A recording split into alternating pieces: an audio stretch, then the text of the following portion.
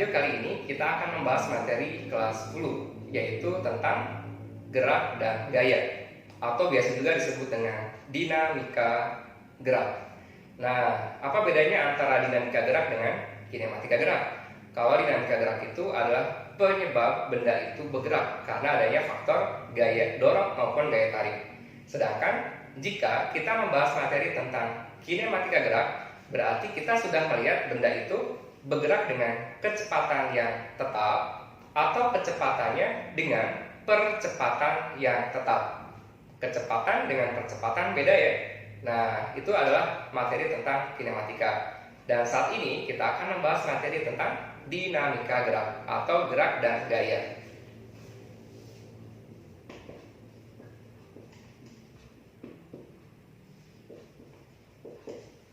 Atau gerak dan gaya.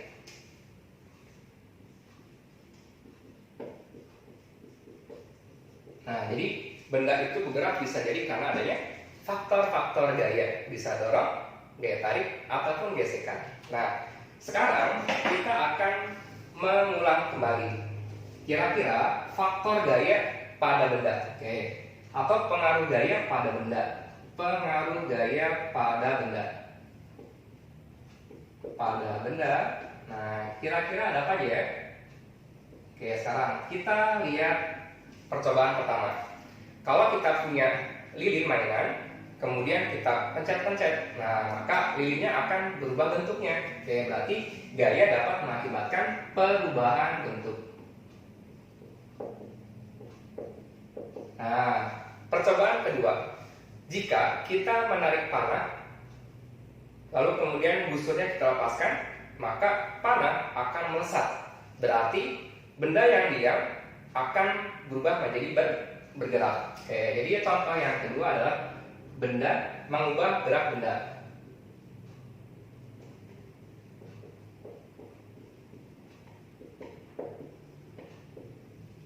Jadi mengubah gerak benda itu bisa jadi benda diam menjadi bergerak, benda diam bergerak, atau sebaliknya yang sudah bergerak dihentikan. Nah, atau benda bergerak menjadi diam, ditukar-tukar saja, nggak apa. Kemudian yang ketiga, kita bermain bulu tangkis. Bulu tangkis ya, yang terbuat dari bulu-bulu ayam. Nah, jadi ketika ada kok yang datang, lalu kemudian kita pukul, maka gerak bendanya akan loncat ke arah sebaliknya. Berarti yang ketiga yaitu gaya dapat mengubah arah gerak benda. Contohnya apa tadi? Contohnya adalah bermain bulu tangkis, bermain bulu ayam. Nah, gitu ya. Nah, yang keempat, satu lagi. Ini sangat penting. Kalau kita mempunyai lilin mainan, kemudian kita pencet-pencet, nah, maka bentuknya akan berubah. Tetapi kandungan dari massa partikel penyusun benda tersebut akan sama diukur sebelum kita pencet-pencet lilin mainannya, kemudian ditimbang kembali setelah dipencet-pencet, maka akan memiliki massa yang sama. Jadi kesimpulannya adalah gaya tidak mengubah massa benda. Nah, jadi ini adalah pengaruh gaya pada benda. Oke, sampai sini. Sekarang kita akan melanjutkan kira-kira jenis-jenis gaya itu ada apa saja. Nah, di sini kita akan bahas bahwa ada jenis-jenis gaya. Jenis gaya. Yang pertama, ada yang disebut dengan gaya normal. Gaya normal atau disebut juga dengan gaya kontak. Nah, gaya kontak. Jadi gaya kontak artinya gaya sentuh. Nah, gitu. Harus ada sentuhan langsung. Simbol gaya normal adalah huruf N besar dalam satuan Newton. Oke. Kalau kita melihat suatu benda ada gaya normal atau tidak, maka kita perhatikan dari ciri-ciri dalam menguraikan gayanya. 1. Gaya normal dimiliki kalau bendanya langsung kontak dengan alas. Alasnya bisa lantai, bisa juga papan tulis seperti ini, atau juga bisa mendorong benda. Berarti ada gaya kontak. Oke. Lalu yang kedua, ciri yang kedua adalah cara menggambarkan arah gaya normal. Arahnya yaitu selalu tegak lurus, bidang sentuhnya atau bidang tekannya atau bidang alasnya gitu ya, bidang sentuh. Jadi arahnya selalu tegak lurus dengan bidang sentuh. Oke, contohnya seperti ini. Kalau kita menggambarkan gaya normal, kalau ada benda digantung dengan tali pada ketinggian tertentu, nah, apakah benda ini memiliki sentuhan dengan alasnya? Tidak. Nah, karena dia tidak langsung sentuhan dengan alasnya, berarti nilai G normalnya sama dengan 0. Oke, gitu ya. Jadi harus ada sentuhan. Nah, lalu yang kedua, contoh yang kedua, kalau misalkan kita punya bendanya kita tempelkan di alas atau di lantai.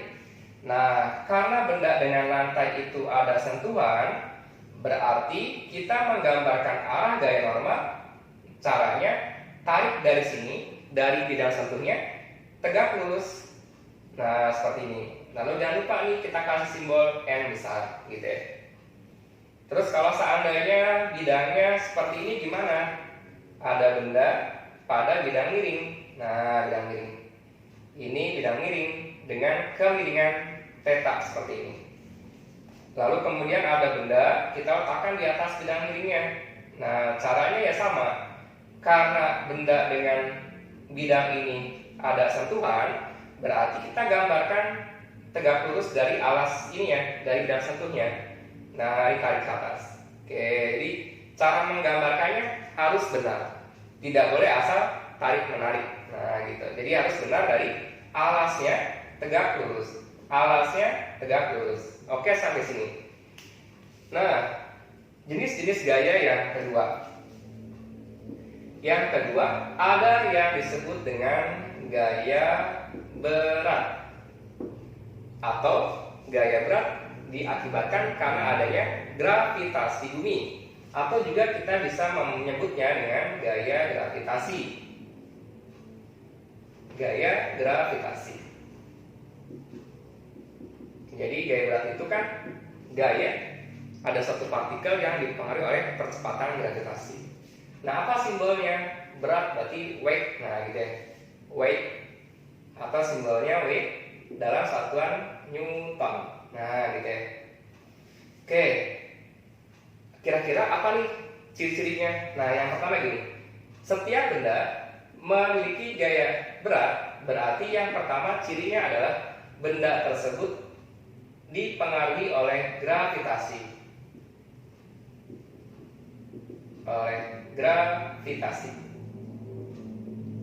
Nah, arah gravitasi kemana? Arahnya adalah ke pusat bumi atau ke arah bawah yang kita injak tanah ini, gitu ya.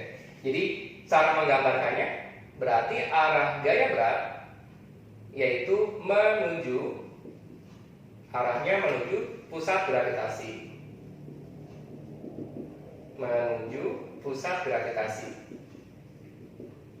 Gravitasi berarti ke bawah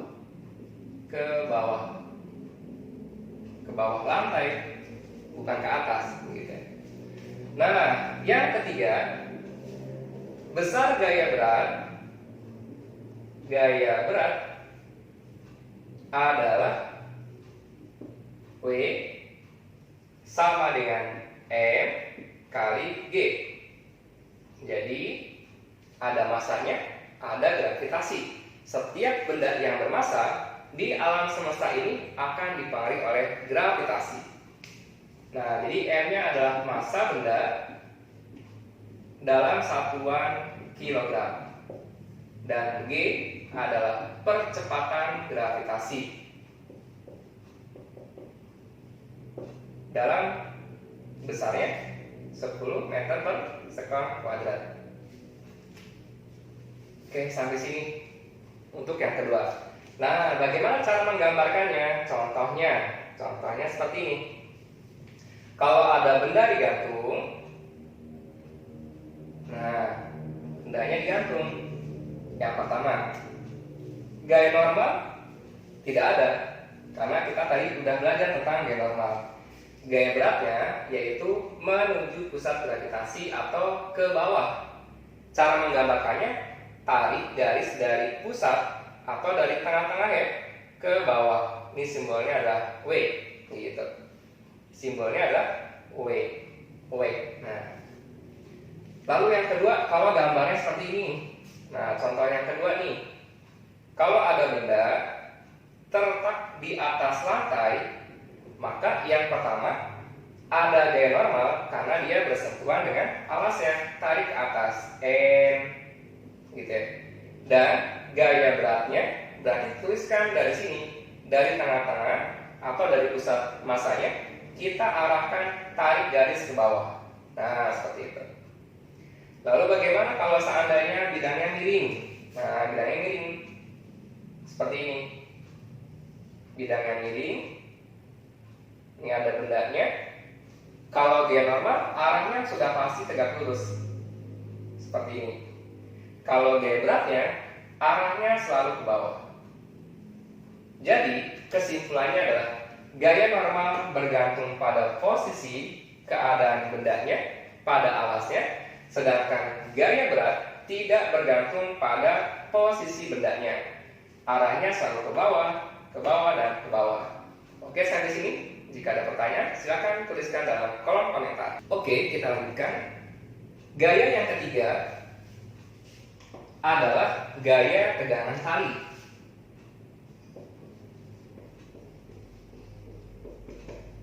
Atau gaya tegangan tali. Nah, simbolnya huruf T besar dalam satuan Newton.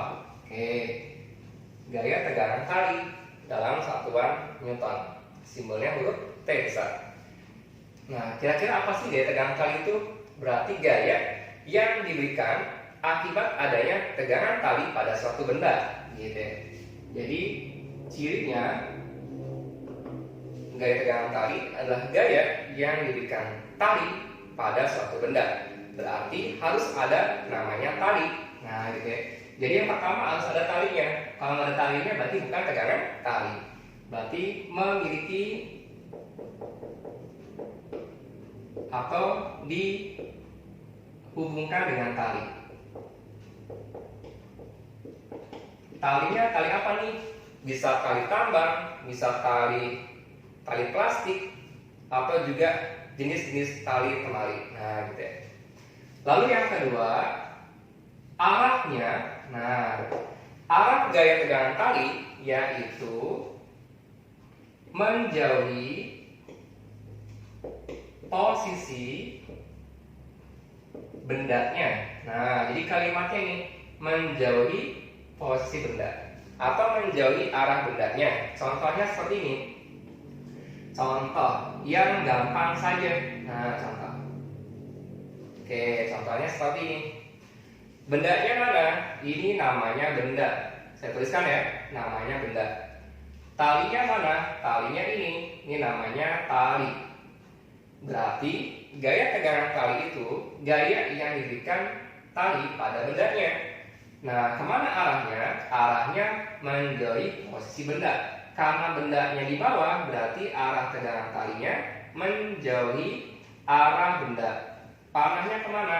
Ke atas. Karena dia menjauhi benda ini, gitu. Nah, lalu bagaimana contohnya kalau seandainya saya punya tali seperti ini? Ini ada dua benda yang terikat sama tali, ditarik sama F. Ini satu, ini dua, gitu kan? Oke, talinya ada di sini. Ini tali juga. Caranya gini, karena ini adalah benda satu, berarti tegangan tali arahnya menjauhi benda satu ke sana, ke kanan ya. Dan ini adalah benda dua, berarti kalau kita lihat di sini ada tali, ini benda duanya, maka ada arah tegangan tali yang menjauhi benda dua. Nah, sehingga panahnya kiri kanan seperti itu. Tapi nilainya sama, tegangan tali untuk benda satu dan untuk benda dua itu sama besarnya. Nah, lalu bagaimana kalau seandainya saya punya contoh seperti ini? Contoh, ini ada bidang-biding, lalu di sini ada apa ya namanya? Tembok. Ini ada bidang-biding nih. Nah, ini talinya mengikat ke sini. Karena ini adalah bendanya, berarti untuk melihat bendanya di sini, ini adalah talinya, tegangan tali arahnya ke sana. Nah, ini T, gitu ya. Nah, sampai sini. Ini benda bukan. Kalau seandainya ini adalah benda, maka arah tegangan tali ke sini. Ada dua arah ya, saling berlawanan. Nah, ini juga sama nih. Kalau ini adalah benda, kan ada akap, langit-langit merupakan benda, berarti arahnya ke sini juga. Jadi arahnya saling ketemu panahnya, kayak gitu. Satu tali, dua panah. Satu tali, dua panah. Satu tali, dua panah. Artinya untuk ini dan ini sama ini. Ini untuk benda satu dan benda dua. Oke, sampai sini. Tegangan tali cukup mudah. Nah, lalu yang ketiga, sekarang yang keempat. Yang keempat itu ada namanya gaya gesek. Gesek, simbolnya F kecil, satuannya Newton. Nah, kalau gaya gesek, contohnya misalkan gini. Kalau misalkan kita berjalan di lantai yang kasar, berarti akan timbul gesekan antara kaki dengan lantai yang kasar. Tapi kalau kita berjalan di atas cairan oli, maka akan kepleset. Berarti kalau di oli gesekannya kecil. Sedangkan kalau di lantai yang kasar gesekannya besar. Nah, berarti gaya gesek itu timbul atau cirinya adalah permukaan bidangnya kasar. Atau yang disebut dengan koefisien. Dibacanya mu, disebutnya dengan koefisien gesek. Koefisiennya ada dua nih, ada yang mu K, ada yang mu S. Kalau mu K berarti koefisien gesek kinetik ketika bendanya sudah bergerak. Sedangkan kalau mu S ketika, atau sebutnya dengan koefisien gesek statis ketika bendanya dalam keadaan masih diam. Nah, yang kedua, arah gaya gesek selalu berlawanan dengan arah gerak bendanya. Jadi berlawanan dengan arah gerak benda. Oke, sampai sini. Contohnya misalkan ya, contoh menggambarkan gaya gesek. Kalau ada benda dengan permukaan yang kasar, ditarik oleh gaya ke kanan. Kalau ditarik ke kanan, berarti kan geraknya ke kanan. Nah, sedangkan arah gaya gesek berlawanan dengan arah geraknya, berarti dia melawan arah geraknya atau berlawanan dengan arah geraknya. Simbolnya huruf F kecil. Arahnya gimana? Oh, cara menariknya gini. Dari alas ini kan gesekan, tarik garis ke belakang, kayak gitu. Ini merupakan nilai gaya gesek. Nah, seperti itu. Kalau ditanya besar gaya gesek gimana? Oke, untuk besar gaya gesek, caranya yang pertama ada dua nilai. Satu, untuk gaya gesek statis, gaya gesek statis atau maksimum, nilainya adalah Fs sama dengan mu S kali N. Nah, M-nya adalah gaya normal. Sedangkan untuk gaya gesek kinetis atau bergerak, berarti kita menggunakan Fs, Fk atau mika. Fk sama dengan mu k dikali n. Nah, n-nya adalah gaya normal, mu k-nya adalah koefisien gesek kinetis. Oke, sampai sini. Jika ada pertanyaan, silakan tuliskan dalam kolom komentar. Kita lanjutkan. Bagaimana kalau seandainya kita ingin menentukan apakah menggunakan Fs atau Fk? Oke, caranya gini. Yang pertama, lihat dari tahapannya. Ini wajib dicari. Fs wajib dicari. Yang pertama kita hitung Fs-nya atau gaya gesek statisnya dengan menggunakan persamaan ini. Yang berikutnya, kita harus membandingkan nilai F dan Fs. Yang pertama, jika gaya dorong lebih besar daripada Fs, misalkan F-nya 100, Fs-nya 80, berarti ada selisih. Nah, maka bendanya akan bergerak atau disebutnya dengan kinetik. Maka nanti nilai G geseknya dapat dicari dengan menggunakan persamaan ini, Fk atau mu k kali n. Nah, gitu. Sedangkan kalau misalkan kita membandingkan antara F-nya sama dengan Fs, kalau sama dengan berarti keadaan bendanya tepat akan bergerak. Kalau tepat akan bergerak, sudah bergerak atau belum? Tentunya belum. Maka nilai G geseknya yaitu sama dengan besar gaya dorongnya. Gitu ya. Jadi kalau seandainya yang ini 100, yang ininya adalah 100, berarti kan sama tuh. Nah, kalau sama, maka gaya geseknya yang terjadi di sini sebesar F ini, gaya tarik gitu atau gaya luarnya.